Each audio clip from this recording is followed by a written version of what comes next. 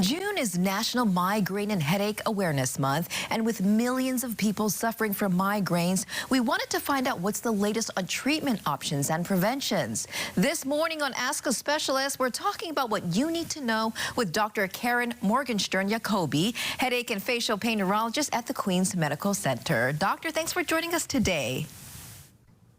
Nice to be here. Thank you. Nice to see you. First of all, what is a migraine and how common is it? Yes, great question.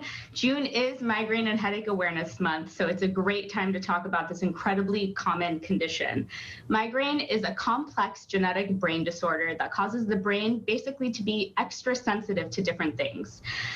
It is super common, estimated that over 39 million Americans suffer from migraine, but it's actually probably more because many people either don't see their doctor or get misdiagnosed with something else.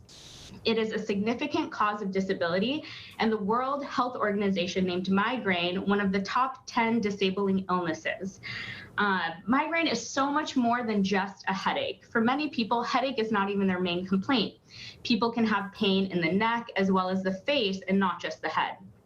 And in addition to pain, patients can experience a wide variety of associated symptoms, including nausea, vomiting, light and sound sensitivity, fatigue, brain fog, dizziness, sinus congestion. The list just goes on and on.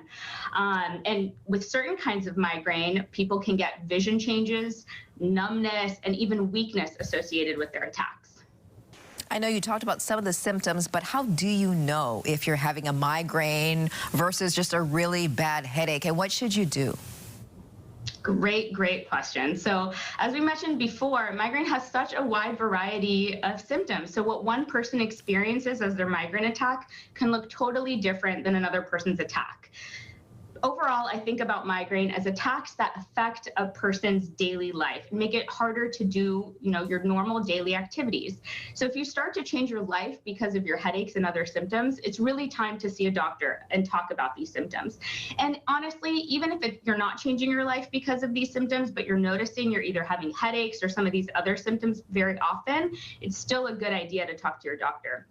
It's really helpful to track your headaches and all of these accompanying symptoms on what we call a headache log, because this can help come up with different patterns, and you can discuss this with your doctor. So when you go see them and tell them about all your symptoms, they can start to understand what's going on and then how to actually help you. And speaking of help, what is the latest in treatment options? Because a lot of times these migraines can just leave you just out. I mean, for days, and you can't do anything else. What do people who are suffering from migraines need to know? Absolutely. It is such an exciting time for migraine, and the new treatments out there are just rushing out and really helping patients. But I always say the first step to treatment is actually recognizing that you have a migraine, talking with your healthcare provider to make sure you get the right diagnosis so you can move on to the right treatment.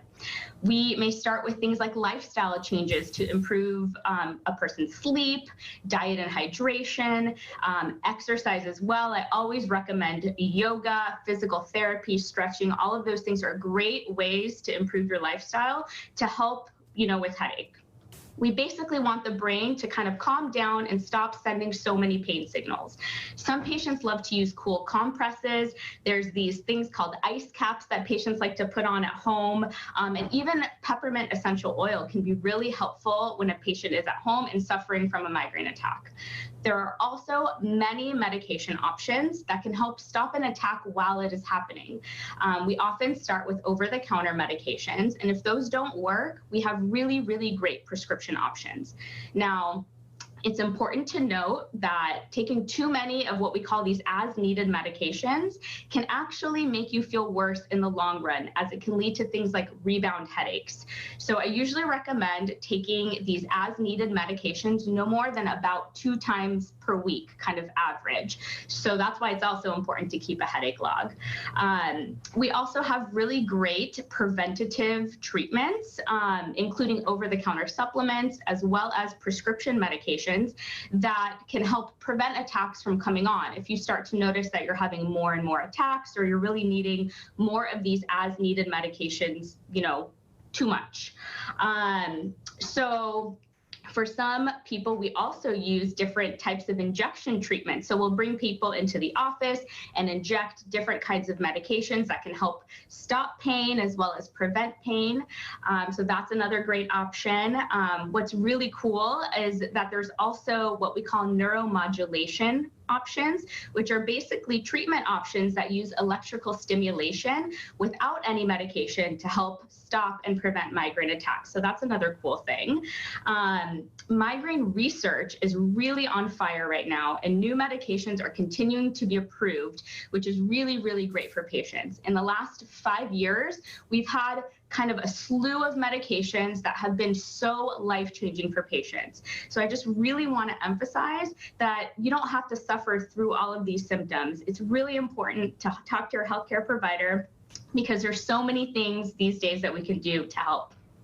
And if you want to learn more about the services offered by the Queens Neuroscience Institute, you can visit www.queens.org, click on services, then click on neuroscience, or you can call them at 808-691-8866 at Punch Bowl or 808-691-3135 at West Oahu. Dr. Karen Morgenstern-Jacoby with the Queens Medical Center, we thank you so much. Thank you. Have a good one. You too.